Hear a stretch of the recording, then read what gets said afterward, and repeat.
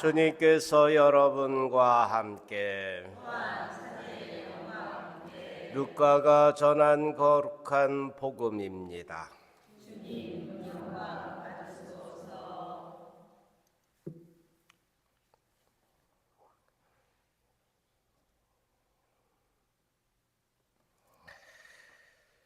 그때 주님께서는 다른 제자 72명을 지명하시어 몸소 가시려는 모든 고을과 고장으로 당신의 앞서 둘씩 보내시며 그들에게 말씀하셨다. 수확할 것은 많은데 일꾼은 적다. 그러니 수확할 밭의 주인님께 일꾼들을 보내주십사고 청하여라. 가거라. 나는 이제 양들을 이리떼 가운데로 보내는 것처럼 너희를 보낸다. 돈주머니도 여행 보따리도 신발도 지니지 말고 길에서 아무에게도 인사하지 마라. 어떤 집에 들어가거든 먼저 이 집의 평화를 빕니다 하고 말하여라. 그 집의 평화를 받을 사람이 있으면 너희의 평화가 그 사람 위에 머무르고 그렇지 않으면 너희에게 되돌아올 것이다. 같은 집에 머무르면서 주는 것을 먹고 마셔라. 일꾼이 폼삭을 받는 것은 당연하다. 이 집 저 집으로 옮겨 다니지 마라. 어떤 고을에 가든지 너희를 받아들이면 차려주는 음식을 먹어라. 그곳 병자들을 고쳐주며 하느님의 나라가 여러분에게 가까이 왔습니다 하고 말하여라. 주님의 말씀입니다.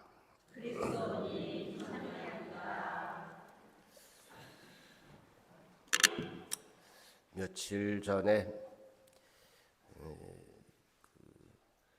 그림을 그리는 자매가 제게 이제 왔습니다. 와서 그림을 그리는데 이제 중요한 부분들 그에 대해서 이야기를 하다가 관상에 대한 이야기가 나왔어요. 근데 여러분은 기도의 맛, 물론 이제 염금기도, 또 이제 묵상기도, 관상기도 이렇게 되게 이제 있는 것은 아는데 대개 우리는 묵상합시다 이 얘기도 많이 듣고 묵상은 하시죠?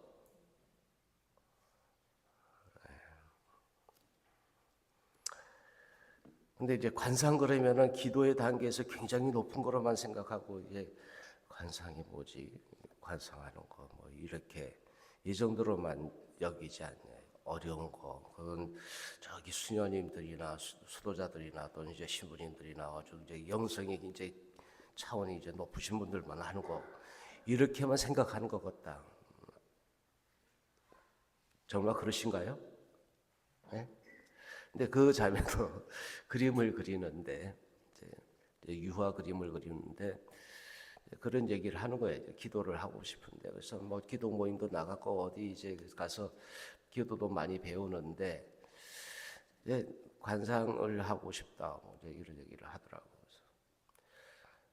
우리의 일상 안에 오감을 동원해서 우리 이제 모든 감각 기관을 동원해서 예수님의 모습을 들여다보는 것, 그분이 어떤 고통, 어떤 색깔, 그러니까 빛깔, 그러니까 우리가 시각, 청각 또 이제 우리가 가지고 있는 모든 감각을 다 동원하는 것이라고 하면서 어떤 맛이나 주님이 말씀하시는 그 말씀의 그 채취,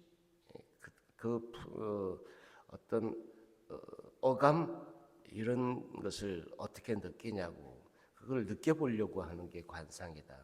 그러니까 이게 이제 공감이 이제 크게 안 와요. 이제 대개 이제 그림을 그리는 사람은 이 빛깔에 대해서 굉장히 예민하잖아요. 자기가 이제 표현하고 싶어 하는 거 빛깔에. 그러니까 빛깔을 한번 보라고. 이게 어떤 조명으로 착 비춰져 가지고 그 빛깔이 너에게 비춰지고 그 비춰진 것을 구현해 내려고 하느냐고.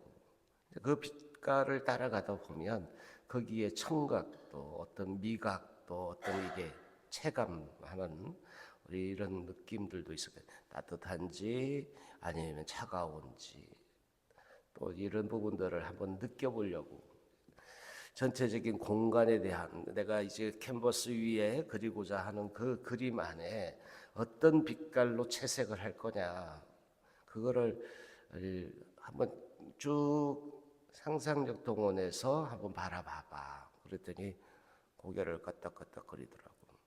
근데 우리들도 마찬가지. 우리들도 주님이 우리들에게 말씀하실 때 어떤 투로 말씀하시는지, 그러니까 어떤 어조로 말씀하시고 어디에 방점을 억양을 주시고 어떤 억양으로 이런 상상력을 해보는 것이 중요해요. 근데 이 루카라는 이 복음사가는 그런 관점에서 굉장히 인간적인 그 좀 더 인간을 속속들이 아는 외적인 모형, 외적인 그런 이제 형체에서도 그렇지만은 좀 더 인간의 어떤 속사정 이런 부분들까지 이 구현해 내려고 한 마치 화가가 그림을 그리듯이 이 복음서를 쓴 분이다.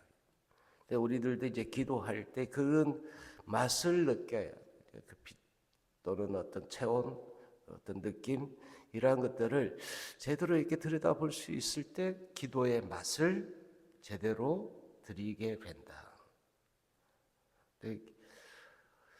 우리가 염경기도 그냥 기도문을 덜덜덜덜 외워놓은 것으로 물론 그것으로 이제 그것이 훌륭한 기도입니다만 그것으로 우리가 기도하는 맛, 기도의 맛을 제대로 드리기는 쉽지는 않아요. 근데 묵상은 대개 그 의미들을 쫓아서 이제 그 상황들이라든지 이런 것들 이제 의미들을 쫓아가는 것이라고 한다면, 생각들 이런 의미들을 쫓아가는 것이라고 한다면 관상은 그에 대한 느낌들을 쫓아가는 거예요.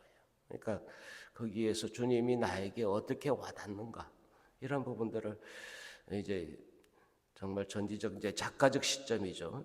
작가가 어떻게 채색을 하고 어떤 느낌을 거기에서 이게 그 안에 구현하려고 하는가 이런 부분들을 한번 상상하면서 어차피 화가니까 거기에 어떤 붓의 터치를 할 거냐 또 어떤 색깔을 또 어떤 질감을 느끼게 할 거냐 이런 모든 것들을 생각해내는 또 이제 그 안에 이제 구현해내는 이러한 부분들을 또 다른 부분의 기도다라고 이렇게 이야기를 해주니까 아주 기분이 좋아가지고 이렇게 갔어요. 기도한다는 것을 너무 어렵게 생각하지 마라. 일상 안에서 우리가 이제 생활하는 그 가운데 그것을 조금만 더 거기서 한 걸음 더 들어가기만 하면 그럼 기도가 될 수 있다는 거예요. 예, 근데 우리가 이제 가을이니까 낙엽이 많이 떨어지잖아요. 예? 낙엽이 우르르 떨어지는 그 모습을 보면서도 딱 사진 한 컷으로 잡아. 사진 한 컷. 아, 그 느낌. 왠지 이제 찬바람이 느껴지고 그 이제 산한 어떤 그런 부분들도 있지만은 우리들 안으로 내면으로의 어떤 그런 초대 그 이런 부분들을 이렇게 탁 느끼는 그때의 느낌. 이런 것들을 다 동원하는 거예요. 그러면 우리의 일상 안에 있는 그 모든 것들이 다 기도의 소재들이 되는 거죠. 주님하고 거기에 주님만 초대하며 주님 이 아름다운 광경을 주셔서 감사합니다. 너무 멋지지 않아요?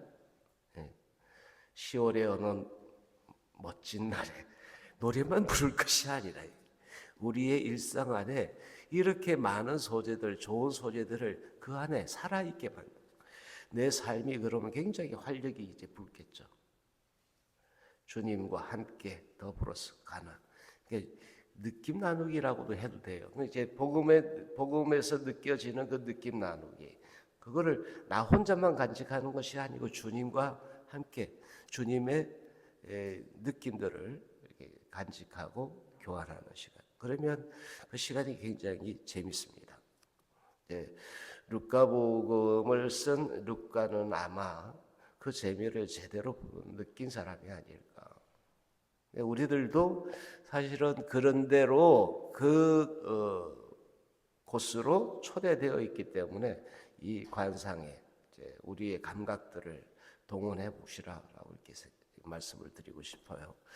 신앙생활은 그렇게 아주 밋밋한 이런 것이 결코 아니다. 우리가 하기에 따라서는 신앙생활이 굉장히 역동적이고 재밌다. 주님에게 또 그 말씀에 주님의 이제 시선을 두고 어떤 빛깔이고 어떤 색깔이고 이제 또 어떤 소리고, 그러니까 음악도 미술도 그 모든 것들도 그 안에 착착착착 이렇게 이제 우리가 상상력을 동원해서 이렇게 바라보려고 하면 그 안에 무궁무진이 우리가 캐낼 게 너무 많은데 너무 애껴. 그냥 큰 틀에서 좋은 것이요, 그리고 탁 뒤로 물려놓으면 그냥 좋고 많은 거예요. 좋은 것에서 그 안에 이제 창조적인 같은 그런 부분들이 계속 우리 안에 샘솟고 또 그것이 나누어질 때 이게 바로 복음이 되는 거예요. 주님을 바라보면서 또 주님께서 우리들에게 들려주시는 그 말씀 안에 이러한 것들을 찾아내는 것, 마치 보물찾기 하듯이 이렇게 그 재미를 찾아가는 것, 이게 신앙생활이죠. 그러니까 신앙생활이 얼마나 신나겠어요. 맨날 이제 기도해야 되는데 라고 이 강박 속에만 있다면 신앙생활의 진미를 제대로 느끼지 못한다. 그러니까 묵상할 때도 이제 또 이제 좀 더 한 걸음 더 나가게 할 때도 이 부분들을 잘 활용하시면 좋겠고, 특별히 이제 루카복음이 구현하고자 했던 그 느낌들 함께 따라가 보시면 얼마나 좋을까. 이 루카복음사가는 그래서 이제 화가처럼, 의사처럼이라고도 하는데 화가처럼 의사처럼 이 복음의 말씀들을 이렇게 표현하고 있어요.